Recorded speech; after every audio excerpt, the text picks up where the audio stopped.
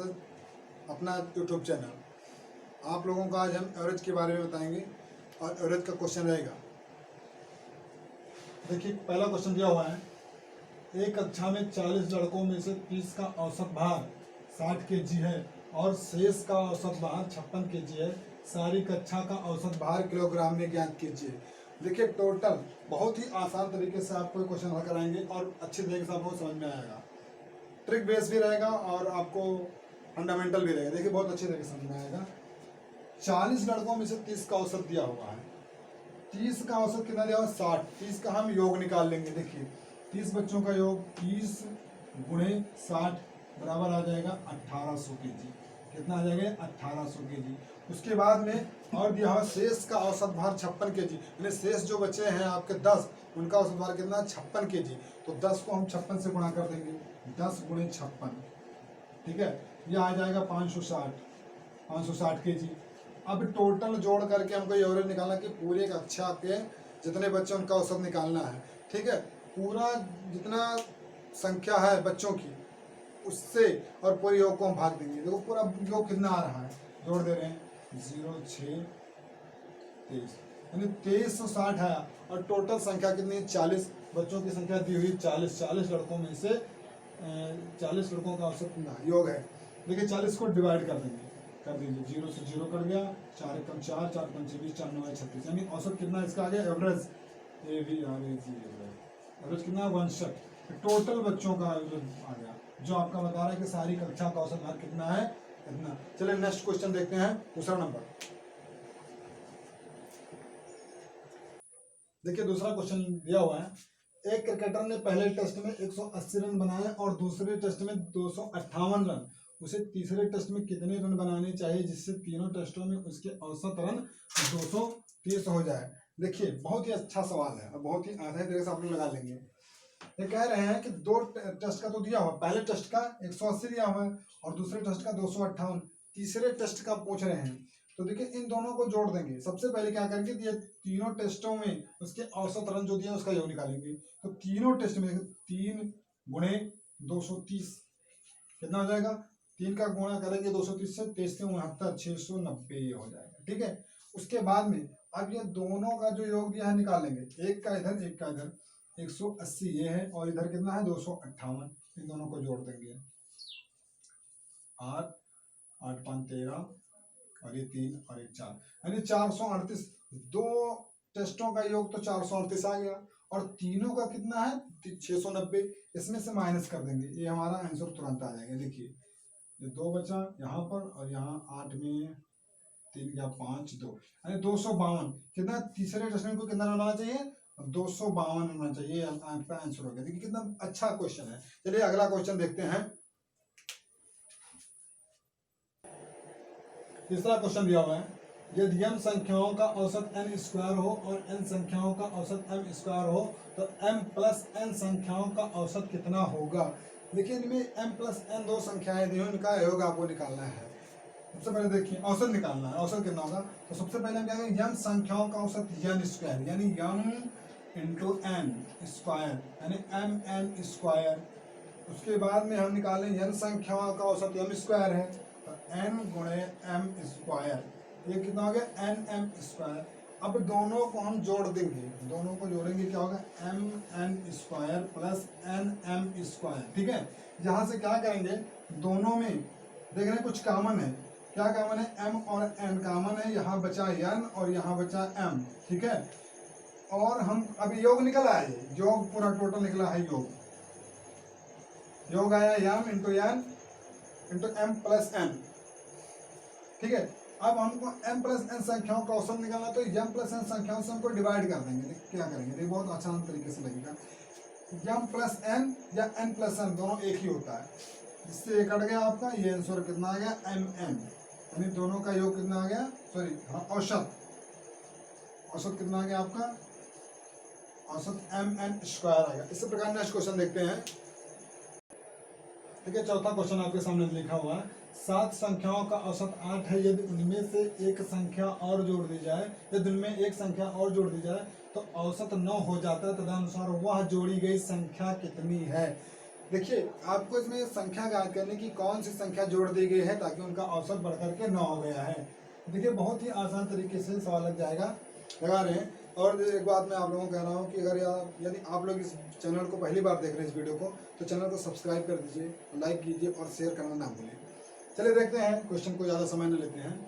7 संख्याओं का औसत 8 है, यानी 7 संख्याओं का हम योग निकाल लेंगे। 7 गुणे 8, 7 8 56। उसके बाद कह रहा है उनमें से एक संख्या और जोड़ दी जाए। पहली पूर्व संख्या हमारी 7 थी, एक संख्या हमने इसमें और जोड़ा, कितना हो गया 8। 7 और 1 8 हो गया। औसत कितना हुआ हमारा, जब संख्या बढ़ी तो औसत होकर के कितना हो गया 9 बढ़ करके, तो 9 हो गया। 9 8 72। अब ये कह रहे दोनों का, देखिए ये 7 संख्याओं का जो औसत था उनका योग ये निकला है, और ये 8 संख्याओं का औसत जो है उसका योग इतना निकला है। दोनों का योग निकलने के बाद क्या करेंगे, जोड़ी गई संख्या की निकालेंगे। तो देखिए 8 संख्याओं में इतना योग है, 7 संख्याओं में इतना योग है, तो जोड़ी गई संख्या बता रहे हैं। देखिए इसमें से इसको माइनस कर देंगे, 72 में 56 जाएगा, कितना हो जाएगा 16। कितना 16। इसमें एक संख्या जोड़ी गई 16, जिससे कि एवरेज आपका कितना आ गया है 9 आ गया। ए आंसर हो गया। ये अगला क्वेश्चन देखते हैं,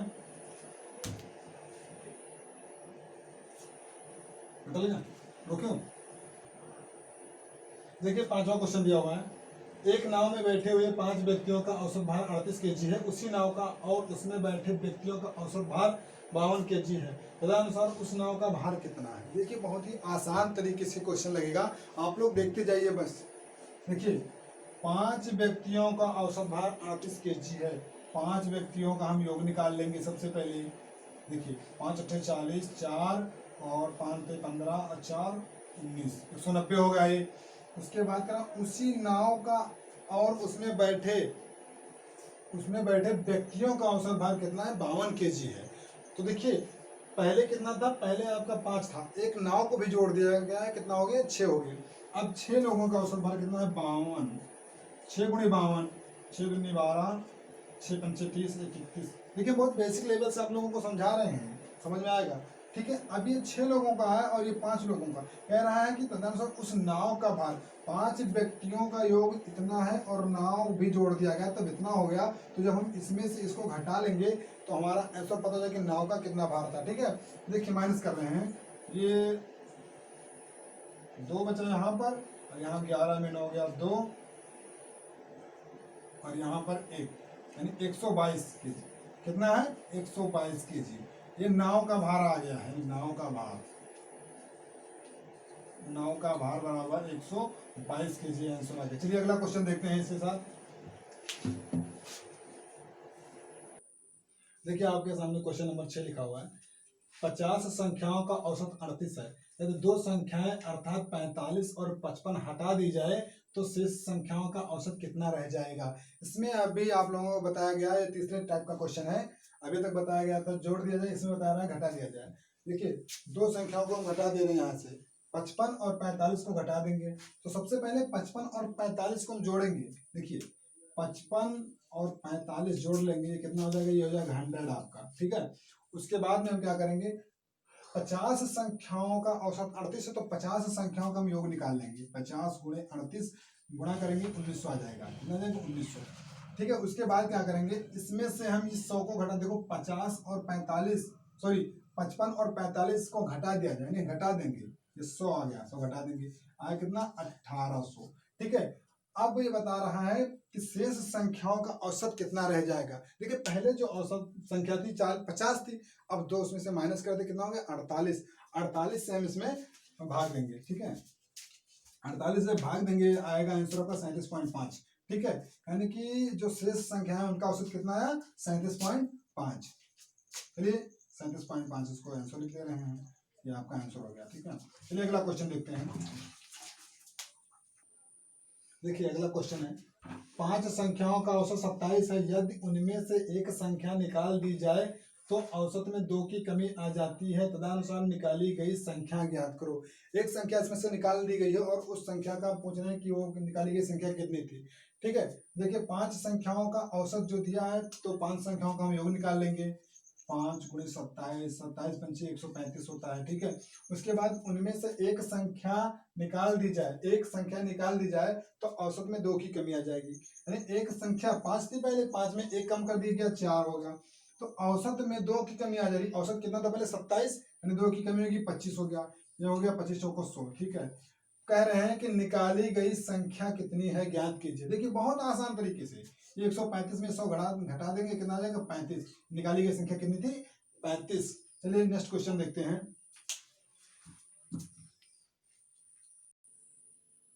देखिए आपके सामने अगला क्वेश्चन दिया हुआ है।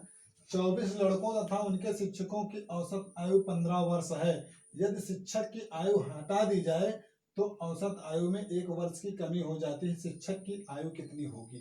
देखिए जब आपका 24 लड़के और एक शिक्षक, यानी 25 लोगों की औसत आयु कितना है 15, तो 25 से गुणा करेंगे 15 का, 25 गुणे 15। ठीक है, 15 25 75, 5 7 हाथ से लाया, और 15 दूना 30 7 37। ठीक है, 375 ही आ गया। उसके बाद में कह रहे हैं कि यदि शिक्षक की आयु हटा दी जाए, यानी शिक्षक की आयु हटा दी जाएगी तो कितने लोग बचेंगे यहाँ पर? 25 में से जाएगा कितना, सॉरी ये कितना है 15, हाँ तो 24 लोग बचेंगे। शिक्षक को जब हटा देंगे तो 24 लोग बचेंगे, 24 लोग यहाँ बचे।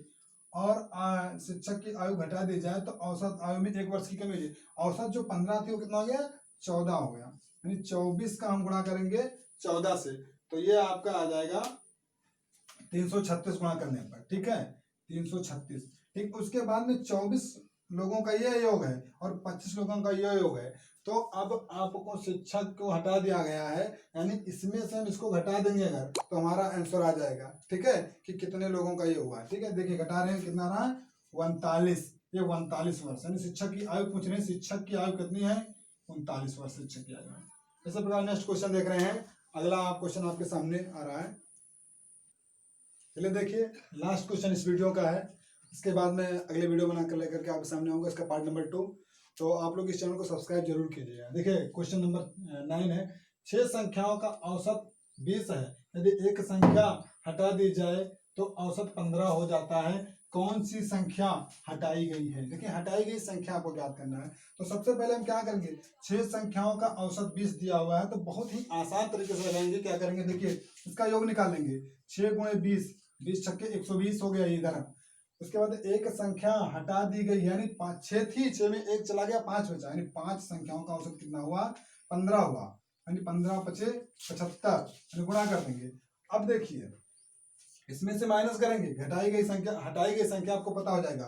देखिए ये हो जाएगा 5, और यहाँ 10 में 5 गया 5, यहाँ बचा 11, 11 में 7 गया 4, यानी 45।